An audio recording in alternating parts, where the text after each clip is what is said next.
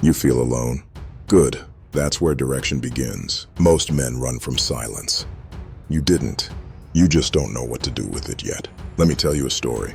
There was a man who gave himself to everyone around him. He called them brothers, but when he needed them, they folded like shadows in the sun. He wasn't broken. He was overcrowded. That silence he feared. That became the doorway to who he really was. You're standing in that exact moment. You know you're meant for more. But the momentum isn't there. Your energy feels trapped, your spirit feels heavy, your focus feels pulled in 1,000 directions. Let me cut through the noise. You're not lost, you're distracted. You're not weak, you're unfocused. You're not broken, you're surrounded by things you've outgrown. A wolf becomes a leader only after he learns to walk alone. Not lonely, alone. There's a difference. God isolates men before he elevates them. Not to punish, but to remove the voices blocking his direction. Listen carefully. This is the season where God is cutting away what's draining you. People, habits, attachments, comfort zones, noise. And yes, it's uncomfortable.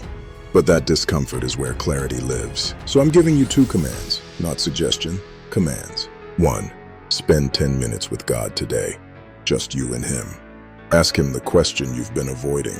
He'll answer, even if the truth scares you. 2, delete what's draining you. You already know what it is. Stop waiting for courage. Obedience creates courage, not the other way around. Direction doesn't come from standing still. It comes from clearing space and moving forward, even if your legs shake. Remember this, God can't steer a man who refuses to walk. Fear doesn't leave a man who won't face silence. Destiny won't open for a man who won't close old doors. Stand up, lift your head, take the next step. You're not in the dark, you're in the making. Stay sharp, stay aware. Your next step starts now. And if this spoke to you, subscribe, like the video, and turn on all notifications. Don't miss the next voice in the kingdom.